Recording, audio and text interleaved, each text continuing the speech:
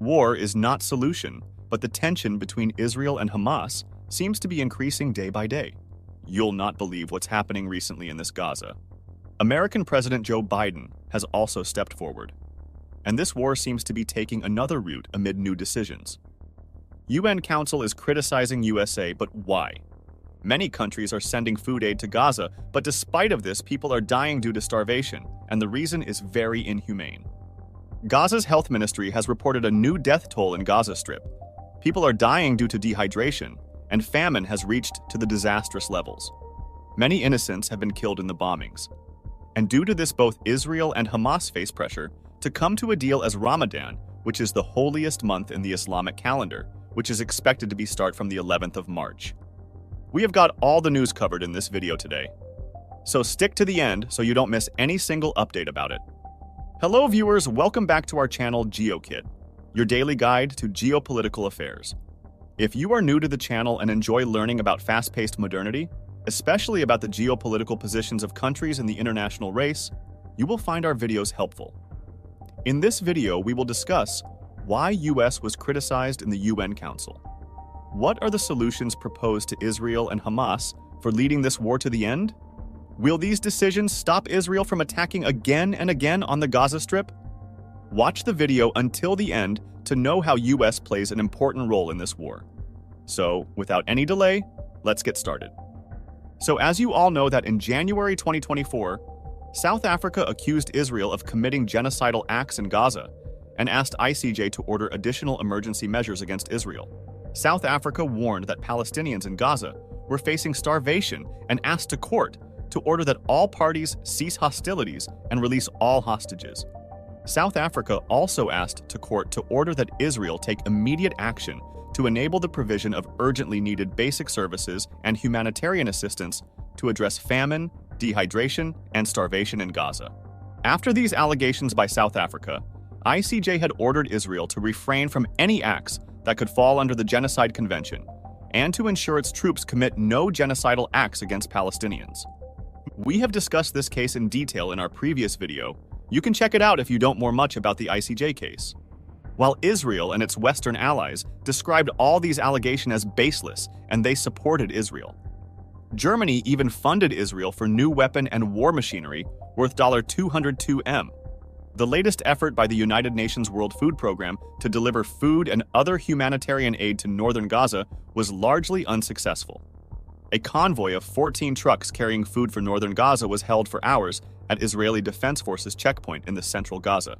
After a 3-hour-long wait at Wadi Gaza checkpoint, trucks were rerouted by the IDF to a different road, where trucks were stopped by a large crowd of desperate people who looted 200 tons of food before it arrived at its destination. Aid groups say convoys have been stopped by Israeli forces and attacked and looted in the north. They also accuse Israel of targeting police officers who guard the convoys and say the situation is growing increasingly desperate and chaotic as hunger spreads. More than 100 people were killed after a crowd converged on a rare aid convoy in Gaza City, triggering a chaotic incident that Palestinian officials, doctors, and eyewitnesses blamed on Israeli officials, saying that many were shot by Israeli forces. However, Israel rejected these allegations and said they were crushed in a stampede for the food. While on the 6th of March, the UN humanitarian coordinator, Jamie McGoldrick, told the reporters that crowds were already there, and the trucks were systematically looted by the people with no other source of food. WFP said it was the first delivery of the food for northern Gaza. Since the incident, it has paused aid deliveries. Furthermore, WFP said growing insecurity means it could not guarantee the safety of its teams. On Wednesday, the 6th of March, Gaza's health ministry said that famine in the north has reached to the dangerous levels, particularly for children, people with bad health conditions, and for 5,500 pregnant women who are ready to give birth in the next month. Their babies are at the risk of dying. Pregnant women do not have access to prenatal or postnatal checkups because of bombings. That's why they're becoming very anxious. Anxiety also leads to premature births. Furthermore, Gaza's health minister said that in past 24 hours, 18 people have died of malnutrition and dehydration, out of which 16 are children. The crisis on the ground has led countries including Jordan, UK, US, and aid groups like WFP to resort to airdropping supplies into Gaza. But WFP's deputy executive director said in a statement that the airdropping method is expensive and inefficient and should be used only as a last resort.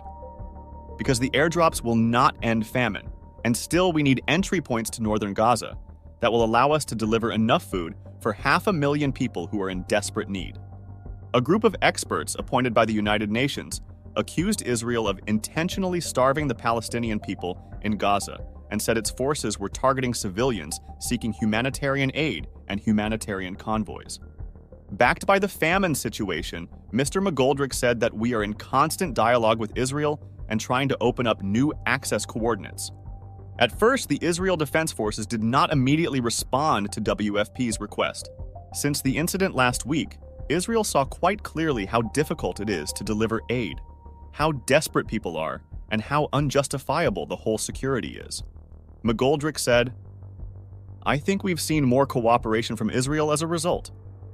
But after the careful considerations, WPF had now been given permission to use a military road inside Israel with an IDF escort running parallel to Gaza's eastern border."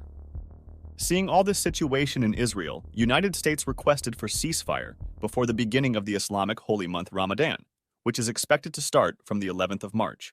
Joe Biden said that right now it's in the hands of Hamas to accept a 6-week ceasefire deal that is on the table, and further he explained that the Israeli government has been cooperating on reaching an agreement. Now there's been a rational offer. We will know in a couple of days what's going to happen next. But before we proceed further onto discussing what type of settlements have been discussed for the temporary ceasefire, I'd like to hear from you. Are you finding this video informative? Feel free to share your thoughts and questions in the comment section below. And if you're finding it helpful, please consider liking and subscribing to our channel. Your support means a lot to us and helps us create more content that you'll love and help us reach a wider audience. Let's continue this journey together.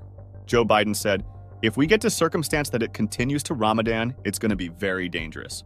So we are trying very, very hard to get a ceasefire, and until the ceasefire, we are working hard to get more humanitarian aid into Gaza. The 6-week ceasefire proposal would include Israel releasing a number of Palestinian prisoners in exchange for Hamas releasing more than 100 hostages the group has held captive since the 7th of October.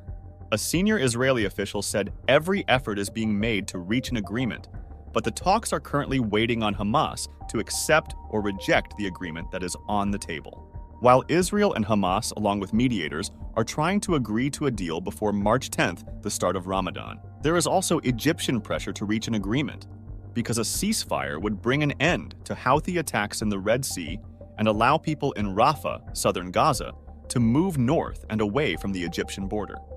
Amid the ongoing war in Gaza, Houthi forces have attacked merchant and military vessels in the Gulf of Aden, the Red and Arabian Seas, which is an important area for international trade and maritime traffic. Last week, the U.S., which is Israel's main ally, was widely criticized for vetoing a UN Security Council resolution demanding an immediate ceasefire in Gaza. Instead, it proposed its own resolution for a temporary ceasefire as soon as practicable, which also warned Israel not to invade the southern Gazan city of Rafah under current circumstances. Israel has faced increasing international pressure not to launch an invasion on Rafah, where about 1.5 million Palestinians are sheltering, and most having escaped fighting further north in the territory. Biden said there are too many innocent people that are being killed, and Israel has slowed down the attacks in Rafah. They had to, and they've made a commitment to me that they'll make sure lots of people can leave Rafah before they go after the rest of Hamas. On Sunday, the Israeli Prime Minister's office said it had received plans from its military to evacuate civilians from areas including Rafah. Mr. Netanyahu said in an interview that Israeli forces would eventually launch an invasion of Rafah regardless of any agreement for a temporary ceasefire, insisting that we can't leave the last big group of Hamas without dealing with them. If we have a deal, it'll be delayed somewhat, but it'll happen. If we don't have a deal, we'll do it anyway. We'll invade Rafah. The United States, who externally is seeming to be requesting for ceasefire, but internally it has quietly approved and delivered more than 100 separate foreign military sales to Israel since the Gaza war began, amounting to thousands of precision-guided munitions, small-diameter bombs, bunker busters, small arms, and other lethal aid. According to Gaza's health authorities, the triple-digit figure, which has not been previously reported, is the latest indication that U.S. is involved in the polarizing 5-month conflict, even as top U.S. officials and lawmakers increasingly express deep reservations about Israel's military tactics in a campaign that has killed more than 30,000 Palestinians. Only 2 approved foreign military sales to Israel have been made public since the start of conflict.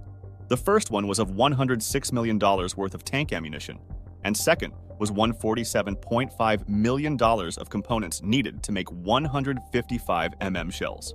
Those sales invited public scrutiny because the Biden administration bypassed Congress to approve the packages by saying it is an emergency to make deals. At least 30,717 people have been killed and 72,156 injured in Gaza since the war began, which does not distinguish between civilians and soldiers.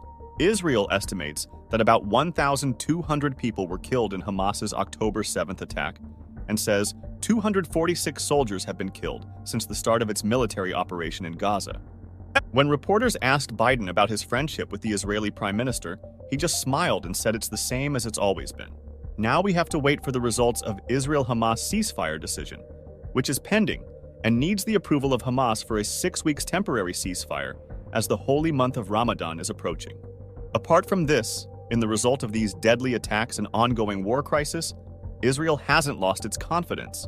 Last week, Israel announced to construct 3,500 new homes across West Bank settlements for Israeli citizens. Oryx Stock, who is Israel's settlements minister, said that our country will be built in spite of all our destruction. We will build our country by the power of our will. Do you think that Hamas would agree to the ceasefire just for the temporary time due to the month of Ramadan? Would Israel be able to complete its new housing project amid these ongoing war and food crisis? What do you think? Will Israel stand on its promise to let food aid enter into Gaza? What do you think about this? Let us know your opinions in the comments section. And don't forget to share the video and like and click on the subscribe button as well for remaining updated of the current trends in this fast-paced modern world. We'll keep you updated for the situations. Until the next video, stay tuned.